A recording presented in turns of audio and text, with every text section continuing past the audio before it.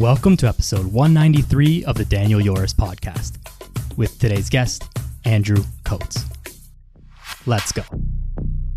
Welcome back to the podcast, everybody. Joined here finally after a lot of episodes. I should have done the math, but the last time we spoke, Andrew, was episode 26. The last time we spoke on the podcast. We've spoken many times since then, but episode 26, this is episode 193. So what an evolution of time. So before I even introduce you, I want to say a huge thank you to you, Andrew, as the unofficial mayor of fitness, but also specifically in this podcast. Like at that time when you reached out to me, obviously very early days, 26 episodes in, you told me about the charts and how to track how things are doing, which I wasn't even aware of. And you, as being someone who I looked up to at the time and still now as a mentor, reaching out and just giving me that time was a huge, say, morale boost at the time, and really elevated a lot of things with the podcast between then and now. So a huge thank you for that.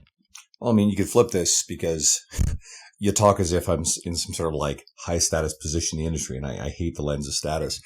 But the reality is you brought me on your podcast probably early on as, some of the brand development started to spike, which is an important part of all this. So I appreciate that. And you and I have hung out numerous times at, I can't count how many events you come to mind. You've hung out at Raise the Bar where I've been speaking. There's been other stuff. So, you show up, and so that's appreciated. And I think that oftentimes the people listening, they don't understand some of the stuff that goes on behind the scenes with these events and how much time you spend away from, your family, how much time and money goes into investing in staying in a career that you love, because there's so many people in our world that, this career is a stop along the way, and then they quote grow up and get a real job. And one of my favorite things is that people like yourself, so many other coaches, get to learn, grow, earn a great livelihood, so they can stay doing this and continue to create valuable info for the people who live a fitness oriented lifestyle. Very well said. And I think just to transition into the conversation here, because I know we're going to be a little bit tight on time. The central concept that I'm hearing from everything you just said is about showing up. It's showing up on a daily, weekly, monthly, yearly basis, day in, day out. And so if we talk about actual fitness, not, the business of fitness and these things, I think something that, we maybe are guilty of as fitness professionals is we and it's hard to say that we're guilty of this because we need to hammer on the basics so much, get your steps in, get your water in, eat healthy foods and all these things. As far as showing up, it becomes a part of who we are and just what we do. So people ask, how do you not eat junk food every day? And the answer is probably something like, well, I just don't. It's just not part of what I do. So Andrew, is there any things that you do, any actions, small or large, that you find are just part of your daily routine, and maybe conscious or unconscious, that you would find that would be helpful for others? And as you think there, because I know that's putting it on you, one thing that I'll do, just to give you some time to ponder it, is a very small thing. But first thing in the morning when I wake up, I'll drink a big glass of water.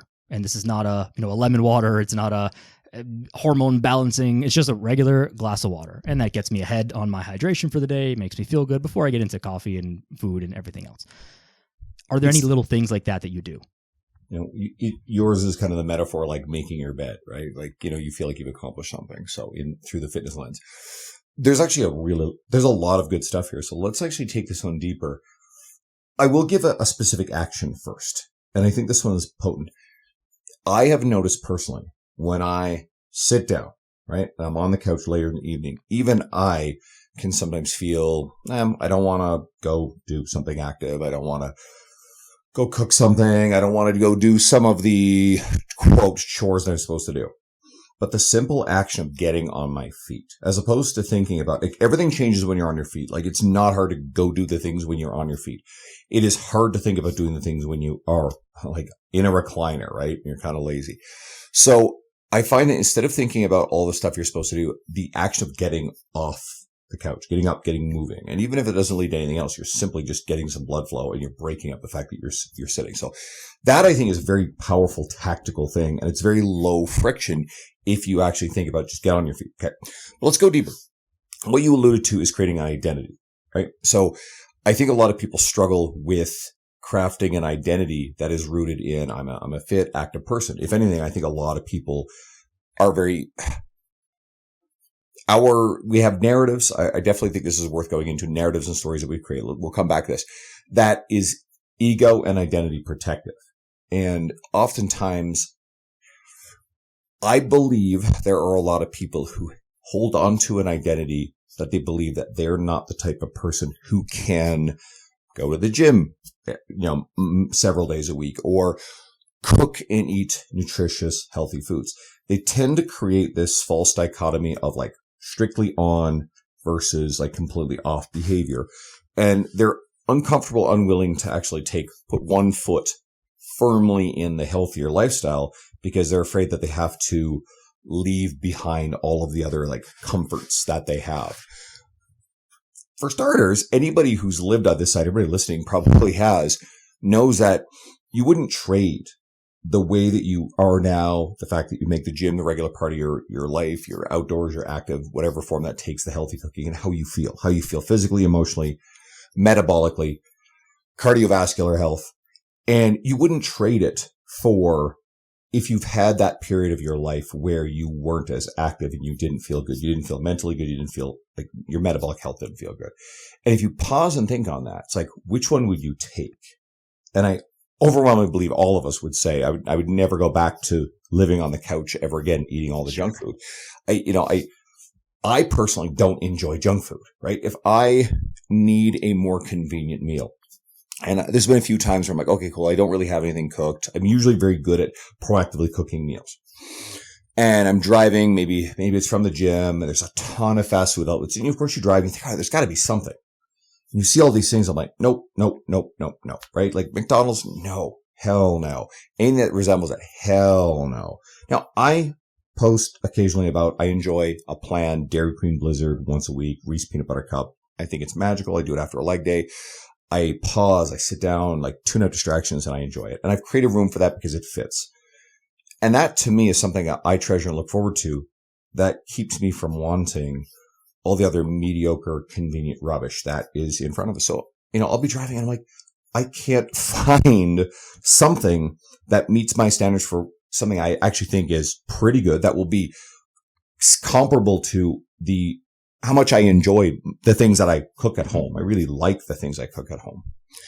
So the friction is really in the time and effort to go and cook it. And that's one of the big problems. So I do think that people are really good at having this ego and identity protective narrative and story. And then what I find, and this is what I believe goes on with some of the people at New Year's, and I think New Year's is the best metaphor for this.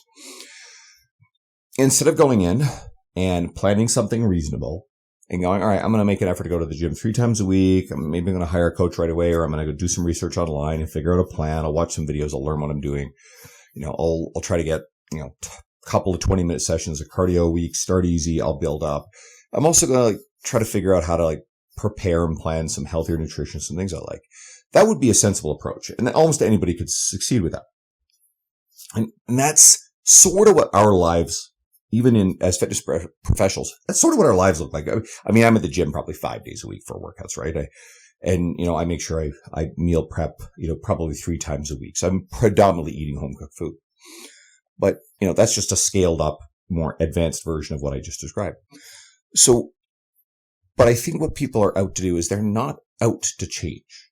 I think they're out to find evidence that confirms their identity. I think they're rooted in a fixed identity. And I think that they want to protect that identity. And I think they set themselves up to fail to prove that, quote, I am not the kind of person who can do this. So what do? It's join the gym, go in, not really knowing what they're doing, not researching what to do, dive in, fiddle around with machines, whatever, go into an environment that they feel overwhelmed with. And then they just say, well, I'm going to go in every day. I'm going to work out every day. And I'm never going to eat sugar again. Never, no more sugar, ever. Toxic. Can't touch it, right? I'll never drink again. And all these other sort of things. I'll never have junk food again. And then they think they're going to live on salad and boiled chicken and what have you. And they create this sort of false narrative. We don't do this. We don't live like this, right? We don't. So they don't need to either, right? You don't need that. But so they decide this is the way I'm going to do things. And it becomes very apparent very quickly that this is impossible. Like all but the most extreme people can not live this way, right? So they go in, they give it an honest try in their mind. I don't think it's an honest try at all, but in their mind, it's an honest try. And then when the whole thing breaks down and they just realize I can't sustain this, I can't do this, I don't have the skills, etc., they don't realize, wait a minute, I didn't prepare myself for this. I didn't plan. I didn't have a reasonable approach. They were seeking confirming evidence of their identity, which is that I am not the kind of person who can do this. Because why did they go to the gym in the first place? Because they're not feeling great. Mentally, they're not feeling great. Metabolically, they're not feeling great. They probably walked up a set of stairs and felt like shit. And just like, oh man, this is no good. So there's this creeping emotional discomfort with how you feel on top of the physical discomfort and kind of knowing, like if I stay on this road, my health is going to deteriorate long term. Most people understand this. Like people genuinely understand this outside of like the most extreme ideological lunatics that are, will say things like there's no relationship between your level of adiposity and your long-term metabolic health outcomes. Like that's an ideological lie. It's nonsense. And we're no longer tolerating that insanity from that fringe of nutcases that have somehow attached themselves to the fitness industry. Like, fuck those people. Right. Okay. So outside of those people, most people know that being sedentary and eating, way too much food, too many calories, poor quality food makes it easier to do that is simply not good for us and it's going to get worse. So you have this low grade creeping discomfort with this. And New Year's, of course, becomes this socially acceptable time to, okay, I'm going to make some changes, but it's also very socially acceptable to try and not succeed at it. So you've now generated proof. Look at me. I tried. I gave it the good old try.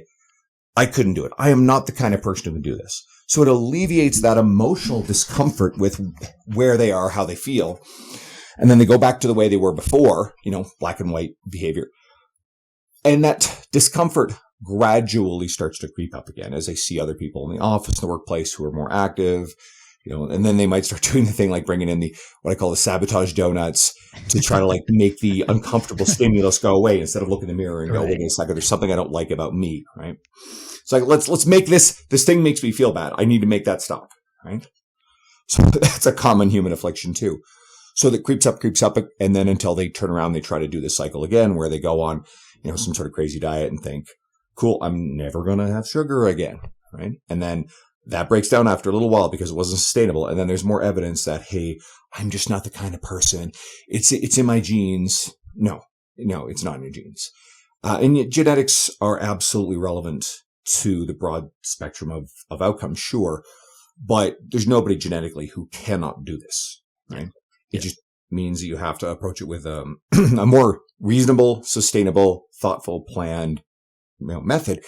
And you, me, and everybody listening knows this. So part of this is why we're already preaching to the choir here. So if we can understand this is the case, then hopefully we can then take those people who are the next outer ring away from us who are afflicted by this difficult time getting started and create access. Like show them it's not extreme. Honestly, I think I don't like demonizing the fitness industry as a whole. One of my biggest pet peeves is, anybody listening, you see, elitist coaches. Sometimes usually they struggle with social media. So therefore they kind of have this like, they crave status. They want bigger followings. And then they like to attack or shit on the rest of the industry. And somehow, everybody, all these influencers are bad. And I am uniquely and virtuously a good person. Right. So therefore, everybody should be paying attention to me. We need to ban all these bad people from the internet and social media and regulate them out of the space. It's like, no, don't worry about that. You focus on you, get better at your messaging, reach more people. And if you do that, we can literally help more people. But then there's the corner that will post, on Sunday, their entire countertop is covered with, prepared meals. I mean, it looks like they've made like 8 weeks worth of meals. It's like, oh, I did this all day. And it's performative. It's look at me, look how virtuous I am. Look how, it's status play again. So anybody listening, I want you guys to recognize this shit for what it is. But it actually creates this impression that it's this arduous thing, elitist, and it creates barriers. So even with us as enthusiasts, be careful about how we signal via our social media what we're doing, because we can inadvertently create this impression that it is very arduous, overwhelmingly time consuming. I really do not think once you shift your priorities, you will find time for the things that matter. I do not think it is any more time consuming than the choice to stay on the couch for 2 or 3 hours, because We've all been there. You're working a job you don't love. You're stressed out. There's all sorts of other life stress. And it's like, well, I need now to unwind, and I'm entitled to sit down and watch 2 to 3 hours worth of television. I promise you, you would feel better and you would have better mental energy to deal with the shit beyond our control when it comes to work and life if you'd found an hour, maybe let's say an hour and a half turnaround time for the gym, right? And then people, let's say they order out, right? Or they pick up something and go through drive-through on the way. The extra time it takes to order something or to like drive out of your way to go and pick something up, you probably could have cooked something. I mean, think about this. Crack 4 eggs into a skillet and scramble them. That takes under 10 minutes. Okay. Way Easy, under. right? Throw a cup. If I need a fast meal, I'll throw a dry cup. For me, I need the food volume.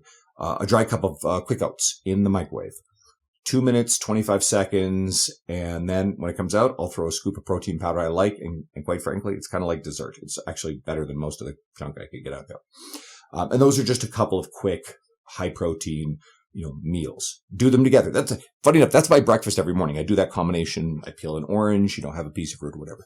You can get a pretty nutritious, quick meal in the instances where you need it. So, going to the gym cuts into my time to cook the food, but then you just sat in front of the television and you didn't go to the gym or cook the food, right? And some of this stuff may sound judgmental. No, the goal is not to judge anybody who's dealing with this stuff. We don't know each person's life circumstance. But I bet you any money, if you have a stressful and kind of awful life circumstance, one of the best things you could do is to improve your mental health. Proven that the gym is one of the most effective outlets for this stuff. It enhances mood. Improve your metabolic health. You're probably going to improve your energy levels to where you're more productive, more focused in doing whatever you're doing, which is probably going to have positive benefits. But going to the gym trains an internal locus of control mindset. It trains a growth mindset. You realize that you can affect your outcome by your inputs. This is the most powerful transformational thing of all. Everybody listening knows this stuff. You're bodying, you're drinking the Kool-Aid on this one. If you train yourself to realize, wait a second, if I put in this effort, I can change my outcome, change my circumstance. You train yourself to believe in that. Then that cascades into your efforts in other aspects of your life. Education. You don't like your job. Okay, cool. We'll learn some new skills. Find a different, career path, et cetera. Maybe it takes some time. Okay. It'll still be worth it. Something that'll earn you more money. Maybe it's those extra resources that frees up what you need to, have the freedom, but maybe it goes from busing to having a vehicle to where you can actually more easily get to the gym. Like whatever example where that extra financial flexibility creates more freedom for you to then incorporate more healthy lifestyle behavior, whatever it is. Get away from this. I did a podcast interview recently with Jennifer Bachsterman, and she was great. We talked a bit about the idea about eating healthier is more expensive. Now, I think some people are waving around some research recently saying that, yes, technically speaking, it is more expensive to eat healthy. I still think it's a bullshit narrative. And that's the key, is if we treat it as a narrative, because in a perfect situation where you take a specific, quote, basket of foods and you compare them, yes, you can create a specific basket of food where the unhealthy stuff is cheaper. If you got someone who's living off of, getting pop and chips on sale and frozen dinners on sale or whatever at a supermarket. Okay, I get it. But is that the reality for a lot of people, or a lot of people going through, fast food and they're eating out, and all of a sudden you flip that and then that stuff is not cheaper. It is not. You can also go and buy a little in bulk. You can buy quick oats in bulk. You can buy, again, not everybody gets a Costco membership, but a Costco membership will pay for itself across a year easily. Even if you live alone like I do, right? Me and my cat. And, I just buy a few things in bulk. I'm mindful about, how long that it will take me to consume these things. I'll buy a bag of apples, bags of oranges, bags of oatmeal. And even if you're buying things like, okay, fresh chicken or fresh fish, that stuff, beef, yeah, we know that stuff gets expensive. Okay. But you don't have to solely rely on it. You can get boxes of frozen chicken. That is much, much cheaper. There are a lot of ways to still eat pretty nutritious food and actually have like a reasonable amount of protein and still not break the bank. Yes, we know the last couple of years, price of groceries has definitely escalated. But, I went to the rare occasion, I actually went to Chipotle last night. We've got a new Chipotle here, and I know all the buzz. One of my clients just loves Chipotle. She was in a line on the first day. It was lined up around the block. It was ridiculous. But I left Edmonton the gym. is such a happening place, Edmonton. Yeah. And the reason why I went to Chipotle is because, well, I'll be on a flight in the morning. I'm on a flight to Mississauga for a conference. So for me to cook tonight, I would have ended up with like a larger batch of food than I had the time to eat it. So I didn't obviously want to waste anything. So I'm like, okay, cool. Well, I need to create 2 extra meals. Okay. Well, I can go try Chipotle. I haven't tried it. I grabbed the double steak and, some rice and, a bit of cheese. I didn't do any of the sauces. I wasn't interested in this. And the damn thing cost me $19. It's like, well, shit. Okay. So that's pretty expensive. So when people are going out in these environments, like if I go get a double meat sub at Subway, it's approaching $20 now. Okay. Mm-hmm. And again, that's the bigger size. Like I'm a 250-pound man. I'm going to eat larger food. But even still, like this stuff is quite expensive. So I think getting people off the narrative, because the narrative that it is more expensive to eat healthy is another one of these identity protective things that keeps people from change. So this is when I jumped on earlier, I talked about stories and narratives. I think one of the most powerful things anybody can do in their world is to challenge and question stories and narratives. Another set of these would be around the internalized belief systems that we have about our own body image, dieting. I think on average, these affect women more than men. Men can be affected by them, absolutely. But think about, anybody listening or the people around you, if you see this in them, your belief systems about stepping on the scale or your value as a person being based on your weight. Now, I'm sure there are listeners here. I'm like, fuck that shit. I'm long past that. No way. There's probably people who are like, I remember that, or I know people who are there. And thing about this stuff is, were these things that you thought of and figured out yourself? Probably not. Were these things that were probably handed down? I like to call them artifacts of someone else's belief system. Probably a parent, mom, maybe. And it's not about judging mom, right? Mom is a nebulous sort of metaphor for all moms or the generation that came before. But if you think about it, what media and what cultural belief systems did mom grow up with and become indoctrinated within and not have the access to all the evidence-based fitness, nutrition resources that we have access to? So, maybe mom is watching Oprah, going through, what would have been monthly, a different, extreme diet. Yeah. And I can't remember who said this. I've been very harsh on Oprah over the years because, given the size of Oprah's platform, Oprah is one of the biggest platformers of misinformation that has ever been in media, platforming people like Dr. Oz, routinely popularizing diets. There's all sorts of other stuff to this. And someone said that Oprah is the single greatest perpetuator of diet culture and also a victim of it. And I think that's a fair thing because, again, Oprah as a individual, but as a metaphor, would also be, her belief systems would be products of the culture world that she grew up in as well. So I think that's got to be fair. So if we can look at, quote, mom and mom's belief systems around body image and where your self-worth comes from, your value, all that sort of stuff, and the ideas about dieting. And we know that like the generation past with women all too often held a belief that, skinny was good, skinny was healthy. They would literally do things like smoke to stay thin. Like that's a thing. Anybody who's got that parent or anyone in their world who's like, that was a thing back then. We definitely know better now. Right? Or maybe it's kind of like more grandparents' generation for some of you guys, but still. So it's important, I think, to look at the belief systems that we've internalized and go, maybe these aren't actually mine. And maybe these aren't serving me anymore. Maybe these are obstacles that are interfering with the goals and the outcomes that I want. And when we start to recognize that everything that we believe, everything we think is really an artifact that we got somewhere. Our cultural attitudes about every aspect of life are, the things that we grew up learning, right? And, this isn't about religion, but, our religious beliefs growing up are the things that we learned as a kid in the environments that we grew up, if we were raised in very, very religious environments or not so religious environments. So a lot of our worldview is formed by that. And that's just a very good example. but we now treat nutrition like religion. How many people are growing up? How many kids are growing up where they may have had a militant vegan parent, right?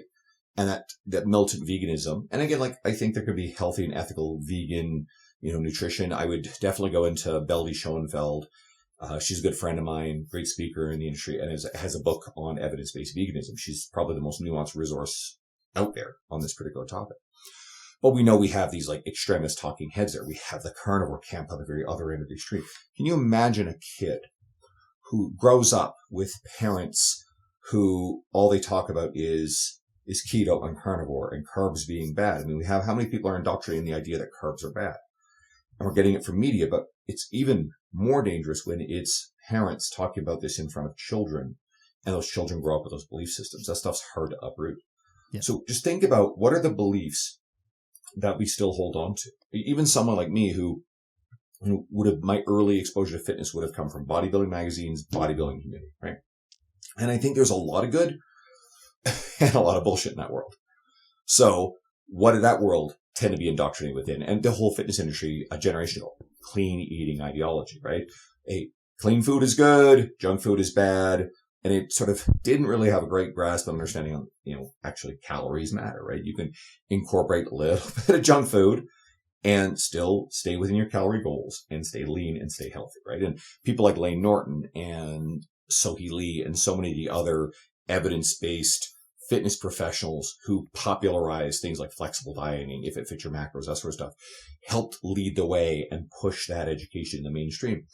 But I still, despite the fact that I've been a diehard into that and I coach that way, I think calorie tracking, macro tracking is a really valuable tool for the right kind of person. But even I still can feel that emotional tug of, well, if I eat these healthy things, everything's good. But if I eat this particular stuff here, I'm going to get fat. Like, even that still sits in my brain. It's a relic. It's an artifact of a belief system. So these things get deeply rooted. So this is less about this is right, this is wrong. It's more for everybody listening to go, think about your belief systems. Think about your narratives. How are those narratives identity protective, keeping you in place? And I would also look at the times, the evidence where you have changed, where you've had a growth mindset, where you've discarded old narratives because they no longer served you. And you can understand that some of the people in our world, because I think that's one of the biggest stressors here, is we look at the people in our world who aren't willing to change, and you can't tell them they have to change, right? So if you can lead by example, but if you can ask a lot of questions and have nuanced conversations and in a kind way challenge and bring to the surface these belief systems, then we can probably reach a point where that person, you can tell that they're ready. And for everybody listening who's read Motivational Interview, you'll know this, right? You start hearing change talk, right? As opposed to sustained talk. You start hearing change talk. That's where you can ask questions and you can dig into belief systems and the stories. And it's simple as asking something like, what is the story that you have around this particular belief? And just get someone to talk about it. And then you can go, where did that story come from? Like, is that something that you think is true? Is that objectively true? No, like almost never is it objectively true. It is a emotionally held belief system, and it's held because it's protecting us in some way. And oftentimes those beliefs and that identity can be really maladaptive, but within that, there still may be a reason why someone would rather stay in that place than to embrace change. And part of it is to admit, wow, I had the power and the control over this all along. It can be really, really threatening to have someone who has taken a long time and stayed in one place because of a belief system that they had no control over it, to then turn around and admit, wait a second, I had control the whole time. Mm-hmm. The only way forward is to challenge the beliefs, challenge the narratives, and get that person to realize, wait a minute, I actually can affect some of this outcome. First of all, what a monologue. That was like almost 25 minutes. I think you took us on a journey over the entirety of fitness. And then if anyone just wants to know everything about fitness, just like re-listen to that whole piece. You got everything you need right there. The way that I like to frame some of the stuff that you're talking about, and there's a couple things that I want to come back to, is that because everything is your fault, if we make it your fault, of course, there are things outside of your control. But if we make it your fault, then that also means that you have the ability to make things better. If everything was just outside of your control and you have no control over it, then like you're fucked, because you can't do anything to improve your life or your situation or your health or your job or your business or anything that's going on. So it's actually more beneficial and more functional to realize that, hey, like I do have actually a lot of control over this, and the more control that I can assume on my fitness, then the better off you're going to be.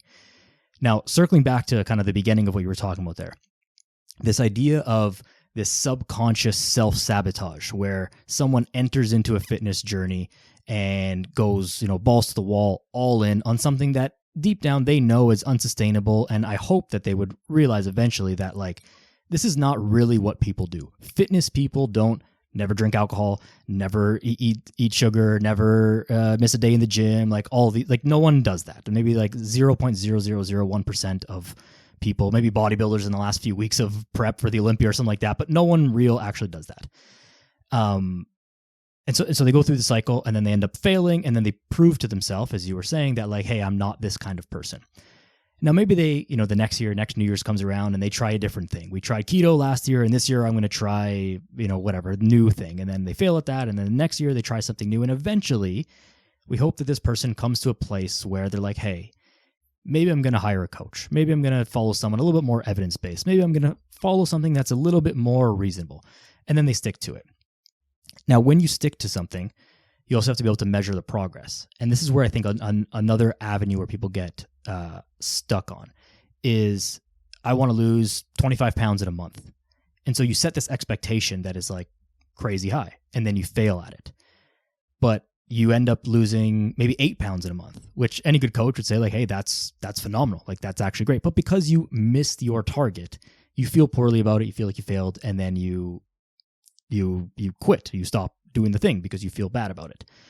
So given all of that, aside from correct weight loss speed, and we can talk about that as well if you want to, but what are some of the ways that you encourage people to measure progress, especially in the early stages? Like, assume we're talking to the person who has gone through all that stuff, like they're ready to kind of like do this right, and they're first 3 months in the gym, and they kind of feel good, but they don't really know how to know if they're making progress. What are some of the things that you encourage people to look at in that stage? Redirect to performance metrics. So you get someone who comes in and they are, quote, weight loss type people. All of the significant weight loss clients I've ever worked with, especially the ones who were successful, who had caught on with, were people who came because they want to learn how to strength train. So they were already kind of like, they self-select to me because they want to learn how to do strength training well. I'm cautious about marketing anything in my media that actually like screams, hey, I'm a weight loss coach. I've worked with lots of people to help them lose body fat. And I honestly, it's amazing. Again, like the ideological extremists that have infiltrated our world will, say things. They get really hostile when you talk about fat loss. This is a bit of a bold statement, but probably the healthiest thing that anybody can do in terms of like the sheer impact on your metabolic health is to lose excess body fat. 100% it is. Can someone with excess body fat who is very consistent with their resistance training, cardiovascular training, all this sort of stuff over a long period of time actually maintain great metabolic health? Absolutely it can, but that is such an infinitesimally small portion of the overall population that's walking around that is in just pure metabolic unhealth who are inactive. And that is, just because you can doesn't mean you should either. That is an obese population. So the relationship between obesity and metabolic unhealth across populations is overwhelming, right? It's massive. There are exceptions. Those exceptions are doing a lot of very positive things. Okay. So dispensing with that, losing the excess body fat is the healthiest thing you could possibly do. No, I'm not going to deal in this false dichotomy that, again, those extremists tend to get on with, where it's like, oh, like you get someone who's really skinny, who has an eating disorder, and then all of a sudden that gets woven into this narrative that it's somehow unhealthy to lose a body fat. No. Those are two different things, completely different issues. Eating disorders and being metabolically unhealthy because you are too small, you have no muscle mass, you're not doing resistance training, etc. That is also a fairly significant problem. But that is not an argument to turn around and say to people, hey, don't lose the weight, okay? So moving that away, again, it's just the ideological extreme bullshit. If you can get people to enjoy the process, enjoy the relationship with you, let's say we're coaching one-on-one. but even the person who's just trying to step in the gym. The scale can be valuable data, sure, but if you're having a very strong emotional reaction to the up-down fluctuations, it's really helpful for those people to understand that our weight fluctuates based on carb intake, salt intake, water, because it all affects water weight, basically. Weight loss, fat loss is not linear, right? And then if you're doing a pretty good job of training and you were under muscle, fairly deconditioned, in the initial stage, you also probably build muscle reasonably well if you're probably low on muscle relative to your genetic potential. Mm-hmm. So that can see weight increase. Now, I also think that if someone's been training for 3 months and their weight has been totally stable, and then personal trainers say to them, "Oh, no, you're building muscle and you're losing weight," that they probably are not happening at the same rate. That person is just still consuming too many calories to achieve their fat loss goals. Do we see body recomposition? Absolutely. But over like a longer period of time, do we see it generally happen that evenly? Not usually, no. Yeah. Overall, I can't count the number of people who, when they started working out and they had more body fat than they wanted, and then they kept training, they built muscle over a long time frame, and they ended up weighing more than they did before, but their body's totally transformed. That's actually really common. Okay, so all right, let's get long period of time though. We're not talking about 2 months there. That's a couple years times. Yeah, absolutely, exactly what happens. But what happens with resistance training, especially if someone hasn't done it before, they're learning a new skill, right? So what happens whenever you learn a new skill? You're learning a motor skill. You get better at it. And one of the ways you get better at it is you become more neurologically efficient at recruiting the existing muscle mass you already have. And that expresses as strength, right? You get more skilled at an activity. You get a stronger neurological connection. You can produce more force. You are stronger. So even in the early going, one of the first things you see, we don't see rapid muscular development early on. But what we do is we see rapid improvement of neurological strength. So force recruitment. And so if you can get people to focus on that and you track it and you show them, then they feel stronger. And then they notice that, whoa, this weight I could barely do before. And now all of a sudden I'm actually doing really well for a whole bunch of reps and I can handle even more. And with bigger compound lifts, like, maybe it's a trap bar deadlift, or maybe it's a squat, or these sort of things, bench pressing, etc., rows, like dumbbell rows. These are great tools for this stuff because, they recruit a lot of muscle, they burn a lot of calories, they'll elevate your metabolic rate, via the training and the recovery side of stuff. But they're really easy things to notice good strength progress and skill progress on.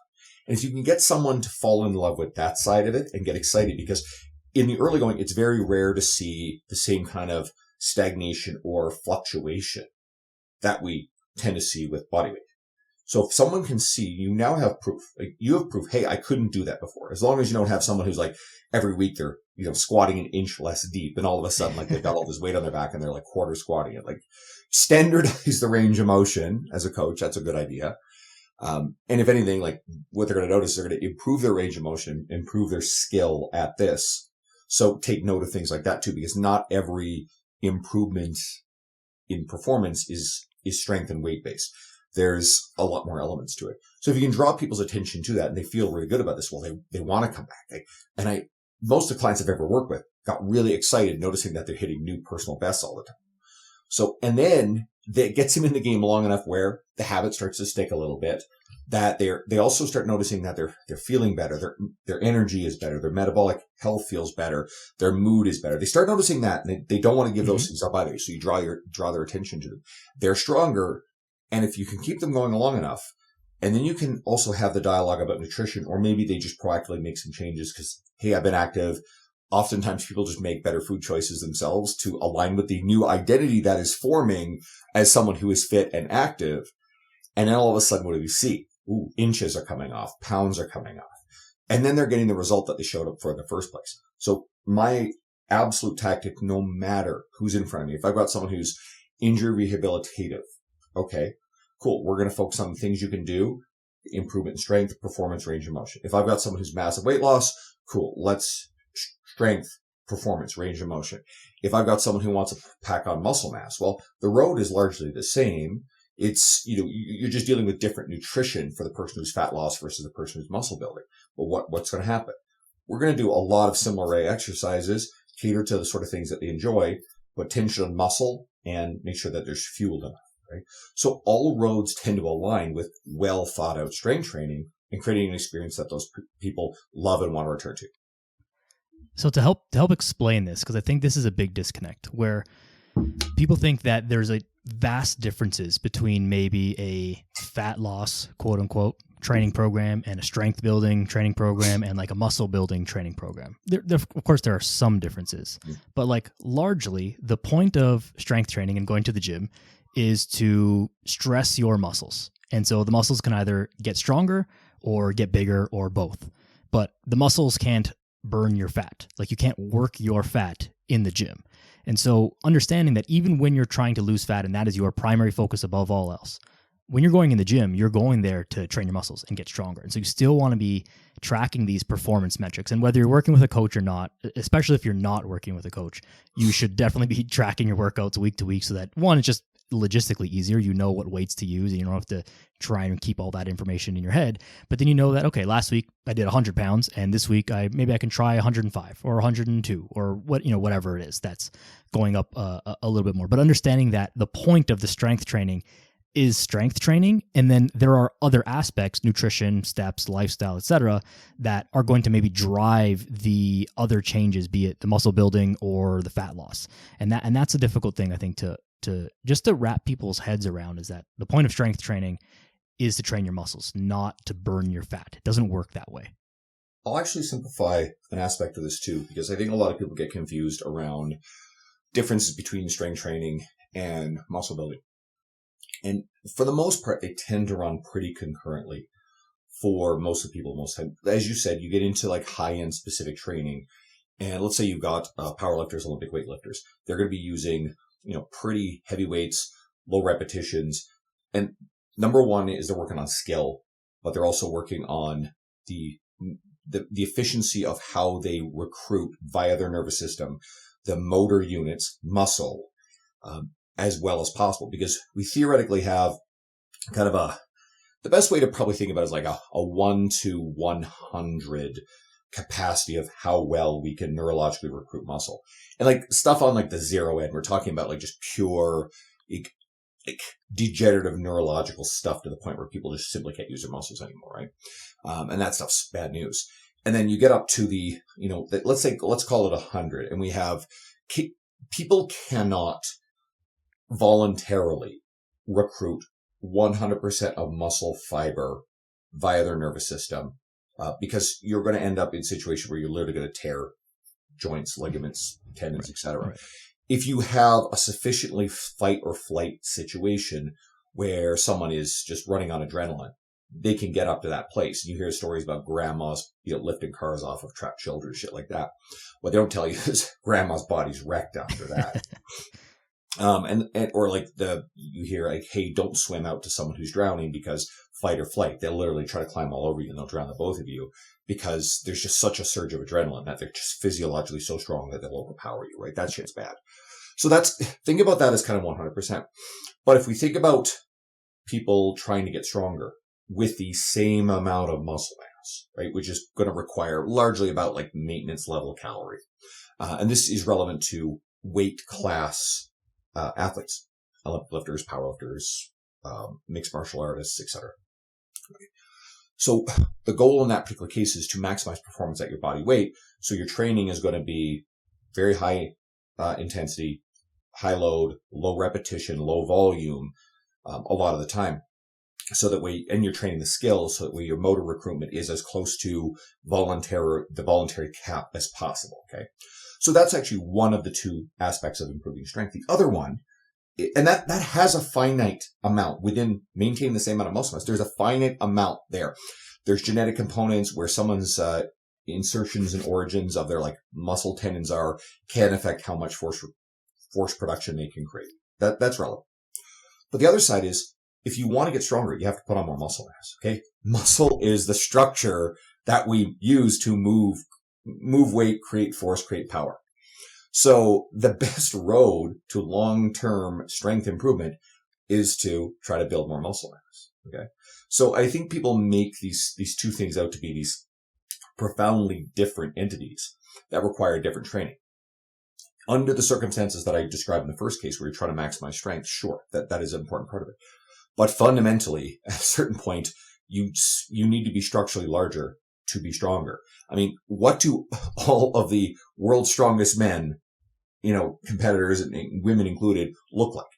They're generally speaking the biggest, right? They're huge, muscular, powerful human beings. Look at Hafthor Bjornsson and Eddie Hall at the heights of their competitive days. And then look at Thor as he lost weight and dropped down once he stopped competing, right? Because he just simply did not need that much muscle mass. It was hard to maintain. It was probably not.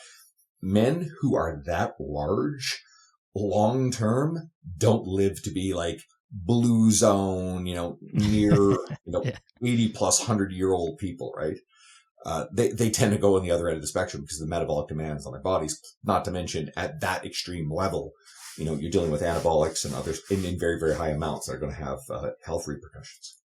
But anyway, a little carried away with that whole thought, but I still think the road to success is to learn to enjoy resistance training, to celebrate the wins, the successes, to chase personal best. It doesn't always have to be a 1-rep max. It can sometimes be a 10-rep max. I can't count the number of times where For sure. I just knew with a client it wasn't going to make sense to test them.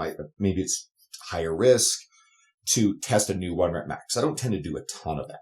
It's also a bit of a skill too, right? Like getting in a true 1-rep max on a squat or a bench press is a little bit different than a client doing a 10-rep max, which is a lot safer, and it's more conducive to how they're actually training. You're not training clients for 1-rep maxes unless you're training that population, right? Absolutely. And it's okay to let them experience that every once in a while if you feel like the prerequisite skill is there and the risk to reward ratio is fine, right, for that person. But yeah, if you can get someone on a new 8-rep max, 10-rep max, 5-rep max, etc., and you can always find this place within their previous training if you're tracking it, right? To me, when trainers are not tracking clients' weights and progression, it's crazy. There's just so much opportunity there, right? And the clients really appreciate it. They really do, right? So you can find, oh God, the last time we tried your 6-rep max was, oh shit, we haven't done that in 8 months. Okay, cool. Let's go bang that out.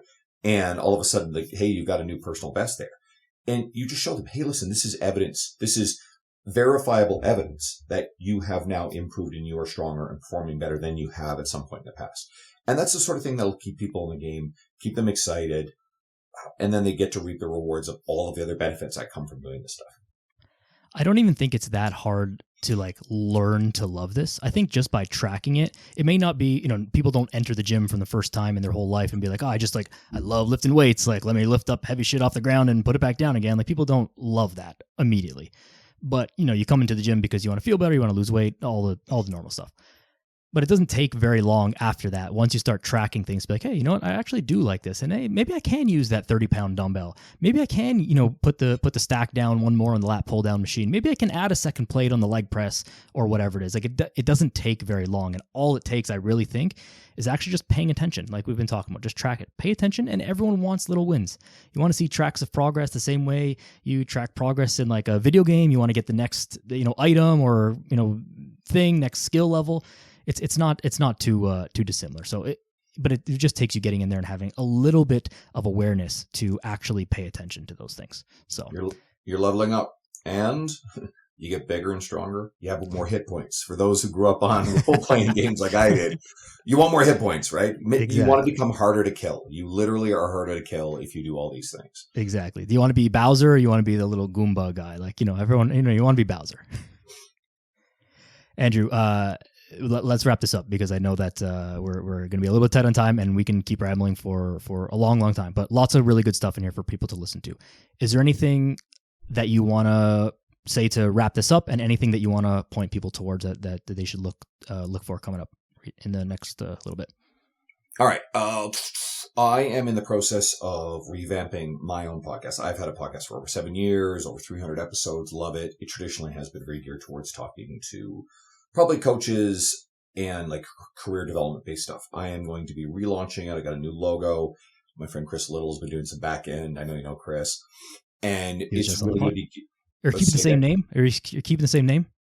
Yes, keeping the same name because the name is... It's a phenomenal name. Yeah. It is the Lift Free and Diet Hard podcast. Please go check it out. And it's definitely going to be going forward. I don't know the exact date we'll be relaunching, but the goal is to start recording some of them soon. So it'll be before the end of the year that these are going. And the goal is then to have conversations that will benefit more of an enthusiast mainstream audience. Coaches will love it. It's going to be great for you guys. I'm going to bring on, the big industry guests that I've always had, and I'm looking forward to it. I'm probably going to have some standalone episodes. So it's a work in progress. So hang tight for that. The next event coming up will be Raise the Bar in Dallas in February 21st, 22nd. If you were kind of the coaching and stuff and you want to come out to it, Daniel, you've been there before. We've hung out at that one. Great I've event. spoken there. This will be year 3 in a row that I've been speaking at it. And then I still have not made firm plans on my own event later in the year, but there's lots of time to even think about that. And my goal this year is probably to do a bit more writing, try to create a bit more, resource-based stuff that directs back to me. I want to have people join my email list. I want to send out more stuff there. And then I'll be doing, I'm growing my online women's group strength program. It's called Forever Strength. This latest round hit 100 members. It's a record. It's been crushing. They're loving it. So if you are female lifter enthusiast, definitely interested in answering your questions. I will respond to any questions anybody has. Message me on Instagram at Andrew Coates Fitness. I will always respond. But my next intake will be basically for the start of the year. So this one is now it's the 5th of 13 weeks, and I run a 13-week program. It's been crazy popular with my community. The retention is super. They're loving it. And my whole way of doing this is I give a group template with a lot of plan substitutions, a lot of optionality for the members. But when people have questions, they can either message me or post in the Facebook group, and I respond to everything. So I try to be super responsive. So it's group template, group price, individualized response to when you need it most.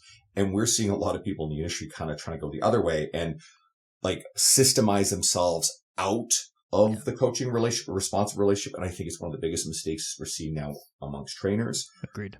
And there's such an opportunity to be personable, more personalized, more responsive, because in a world of, we're going to see more AI stuff, we're going to see more AI programming, and people are gravitating towards apps. You got great stuff like the RP apps. Great product. I love RP. They're great people. They're doing great things. There's going to be people who gravitate to this. And then there are going to be online coaches who just like pretend like they're individualizing stuff and everything's going to be shot through AI and it's fun. It's going to be in there.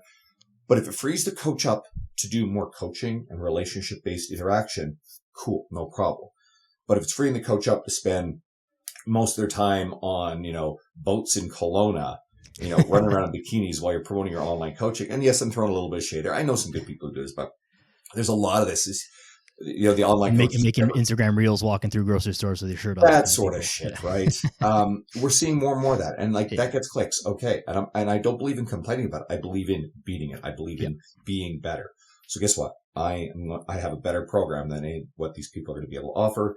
If you have questions, please let me know. And for everybody listening, if you have not yet, if you're finding Daniel's podcast through me, go check out more of his episodes. Daniel's a great friend. Daniel's been showing up to all kinds of events. Someone I want you guys, coaches especially, to connect with, because he supports everything. So, and for your listeners, Daniel, because we always forget to do this stuff. Give him a little gift. Takes his time out of his day to do this stuff. Doesn't pay him. Go give him a 5-star. Okay. If you've been enjoying this podcast for a while, go give him a 5-star. It'll really go a long way. Daniel, thank you. Great to chat with you. Amazing episode. I appreciate the great questions. Thank you so much, Andrew. I appreciate that shout out very much. And I will see you. I'll see you at the next thing. I'll actually see you. This episode will be out after, but I'll see you this weekend at Swiss. Thanks everybody for listening. Follow Andrew, check in everything he's got going on. And that's it. Go outside.